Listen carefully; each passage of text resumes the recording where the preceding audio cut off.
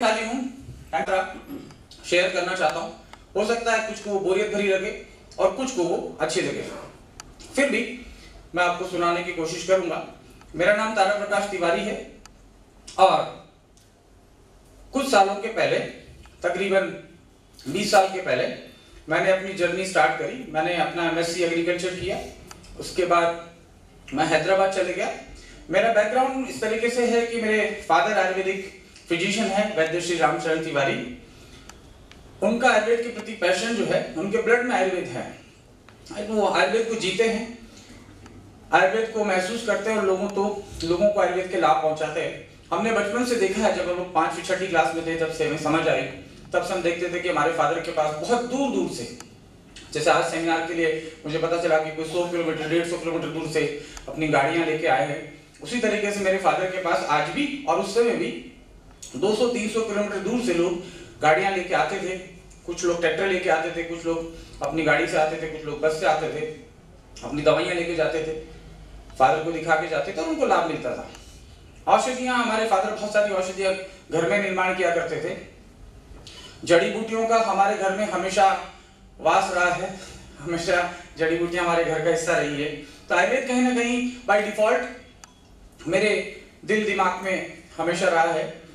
उसके बाद मैं सिंस मेरी रुचि पेड़ पौधों में रही है, प्लांट्स के प्रति मेरी रुचि रही हमेशा से, और BSc और MSc कंप्लीट करने के बाद मैं हैदराबाद चले गया। जैसे आम युवा की तरह सभी लोग, मेरे हिसाब से हर इंसान अपनी लाइफ के अंदर हमेशा कुछ ना कुछ सोचता है कि मैं कुछ बेटर करूं, राइट। हम हमेशा सोचते हैं कि लाइफ के अंदर हम बेटर करें, लेकिन क्या करें नहीं समझ में आता है।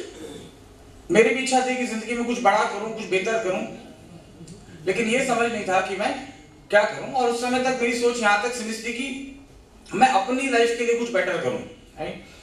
ज्यादातर लोगों की सोच यही होती है और ये कोई गलत नहीं है, इट इज ओके कि मैं अपने लिए कुछ बेटर करूं, राइट। ज्यादातर लोग सोचते हैं कि अपने लिए बेटर करूं। जैसे किसी से पूछेंगे तो क्या सपना है, तो बाइक लेना चाहते हैं, कोई गाड़ी लेना चाहते हैं, कोई कपड़े लेना चाहते हैं, कोई फॉरेन ट्रिप पे जाना चाहते हैं, कोई अपना स्वास्थ्य बेहतर रखना चाहते हैं, कोई यंग दिखना चाहते हैं, कोई अपनी डायबिटीज को खत्म करना चाहते हैं, राइट। तो ये एक सामान्य परिस्थिति है, इसमें कोई अबनॉर्मल नहीं है। लेकिन अब इस जो जर्नी के दौरान मैंने सीखा, बाद में अभी मैं डिस्कस करूंगा, मैं कुछ ऐसे लोगों से मिला जिन्होंने मुझे इंस्पायर किया, प्रेरित किया। उन लोगों से मैंने सीखा कि आप जितने ज्यादा लोगों को हेल्प करना चाहते हैं, जैसे कि आप अपने लिए गाड़ी लेना चाहते हैं, लेकिन अगर आप सोचें कि मैं मेरे शहर के लोगों को बेटर देखना चाहता हूं, खुशहाल देखना चाहता हूं, उनकी इनकम बढ़े, तो ऑब्वियसली आपकी इनकम बढ़ती है। इस तरीके से आपका विजन अगर ऐसा बड़ा होता जाता है, आपका सर्कल बड़ा होता जाता है कि आप जितने ज्यादा लोगों तक पहुंचे और जितने ज्यादा लोगों की हेल्प कर सकें, इन रिटर्न आप भी इस प्रोसेस में कहीं ना कहीं आगे बढ़ते हैं। तो ऐसा मुझे जीवन में ऐसे लोगों से मिलने का मौका मिला, जिससे मेरा विजन, मेरा सोच थोड़ा डेवलप हुआ। हैदराबाद जाने के बाद मैंने post graduate diploma in plant protection, पेड़ पौधों का रक्षा व स्वास्थ्य, क्योंकि हर इंसान की जिंदगी, जो भी इस पृथ्वी के ऊपर मौजूद है, इंसान है, जानवर है, हर किसी की जिंदगी पेड़ पौधों पे निर्भर है। मानते हैं इस बात को? क्योंकि हम जो भी कुछ खाते हैं वो पेड़ पौधों को ही खाते हैं, चाहे वेजिटेरियन है चाहे नॉन वेजिटेरियन है, क्योंकि अल्टीमेटली चाहे नॉन वेजिटेरियन भी है तो किसी न किसी प्लांट को ही किसी ने खाया होगा, राइट। तो पेड़ पौधों का जो स्वास्थ्य है, इंसान के स्वास्थ्य को बहुत ज्यादा प्रभावित करता है।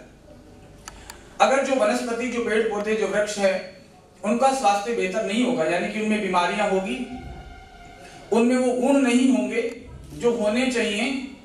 जैसे मैं बात करूं कि आप एक कच्चा आम खाते हैं, उसको कैरी बोलते हैं, और एक पका हुआ आम जिसको आम ही बोलते हैं।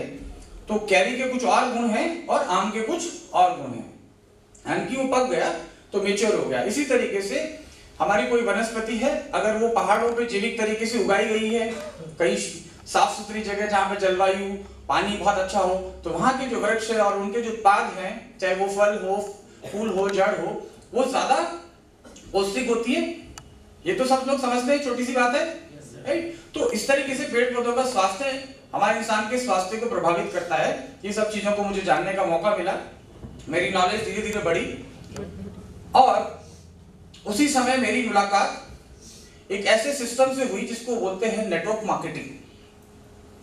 लोगों का अलग अलग तरीके से इसका इंटरप्रिटेशन होता है, लोग अलग अलग तरीके से समझते हैं। मुझे नहीं मालूम आप में से कितने लोग नेटवर्क मार्केटिंग के बारे में जानते हैं, लेकिन उस समय मेरी सोच नेटवर्क मार्केटिंग के बारे में कुछ भी नहीं थी, पॉजिटिव या नेगेटिव, बिकॉज मैंने सुना नहीं था। I was not aware about this system called network marketing। लेकिन बोला जाता है कि बहुत सारे लोग जो सफल लोग हैं, जो दुनिया में बहुत सफल लोग हैं, जैसे बात करूं तो अमेरिका में हर 5 इंसान में से 1 इंसान नेटवर्क मार्केटिंग सिस्टम से जुड़ा है आज के तारीख में। और मेरी नॉलेज के मुताबिक दुनिया का सबसे सक्सेसफुल सफल देश या रिच जिसको बोल सकते हैं, तो वो देश आज अमेरिका है। हम सबको अच्छा लगे या बुरा लगे, लेकिन मानना तो पड़ेगा क्योंकि ये सच्चाई है।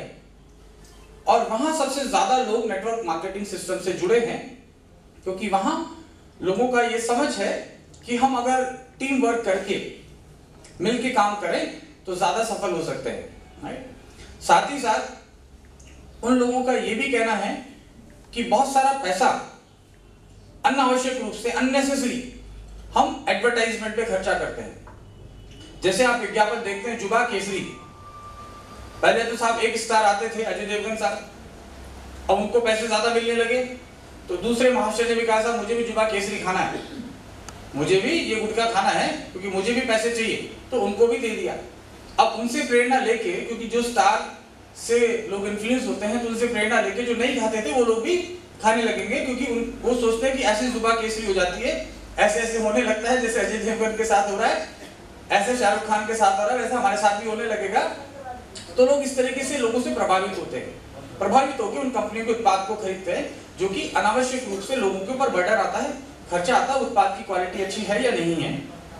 लेकिन नेटवर्क सिस्टम में क्या होता है कि लोग स्वयं किसी उत्पाद को या सर्विस को इस्तेमाल करते हैं और फिर उसके महत्व के बारे में, उसके बेनिफिट के बारे में लोगों को बताते हैं। ऐसे सिस्टम के बारे में मेरा परिचय हुआ ईयर 99 और 2000 के बिगिनिंग में। वो इस तरीके से परिचित हुआ कि एक बैच मेरे कोर्ट पे देख रहे होंगे आप, इस तरीके का बैच किसी ने लगा रखा था। वो व्यक्ति इलेक्ट्रिशियन था और वो मेरे घर में कुछ इलेक्ट्रिकल फिटिंग करने आया था।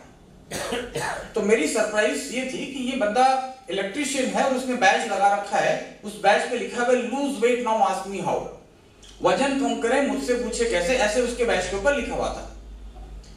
तो मैं सरप्राइज था कि यार ये बंदा इलेक्ट्रिशियन है, बिजली का काम करता है, लोगों का वजन कैसे कम करता होगा। तो मैंने उससे पूछा, मैंने कहा भाई आबिद भाई ये क्या लोगों को बिजली के झटके लगाते हो, वजन कैसे कम करते हो। क्या सर हमारे पास ऐसी एक सिस्टम है, एक कंपनी है जो अमेरिका की है और एक मैडम है जो जापान से आई है हैदराबाद, उनके साथ मैं जुड़ा हूं और हम लोगों को कुछ उत्पाद देते हैं और अपना वजन, लोगों को अपना वजन कम करने में हेल्प करते हैं।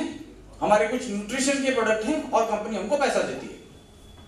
अब मेरा तो और ज्यादा सरप्राइज बढ़ गया कि ये इलेक्ट्रिशियन है, अब ये न्यूट्रिशन वर्ड बोल रहा है, वो भी बड़ी बात है।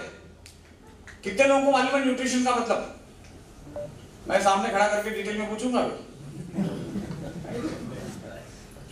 तो मैं समझ सकता हूं कि न्यूट्रिशन एक बहुत बड़ा, मतलब पूरी चीज उसको डीप तक समझने के लिए बहुत सारी नॉलेज चाहिए, लेकिन एक शब्द भी बोल रहा है न्यूट्रिशन, तो कहीं ना कहीं कुछ ना कुछ तो काम ढंग का हो रहा होगा, क्योंकि इसको किसी ने सिखाया होगा। फिर अमेरिकन कंपनी है, जापान से कोई मैडम आई है, तो मैं इंटरेस्टेड हुआ कि कुछ नया करने का मौका मिले या कहीं नए लोगों के साथ एसोसिएट होने का मौका मिले, कुछ सीखने का मौका मिले, तो मुझे चांस लेना चाहिए। और लाइफ में हमेशा प्रोग्रेस उन्हीं लोगों को मिलती है जो चांस लेते हैं। हम लोग चांस ही नहीं लेंगे तो सफलता बाई चांस ही आती है। लेकिन the success come to those people who deserve, who tries, जो कोशिश करते हैं या जो एलिजिबल होते हैं, योग्य होते हैं। तो योग्यता क्रिएट करनी पड़ती है। तो पहली योग्यता है कि आप किसी चीज को ट्राई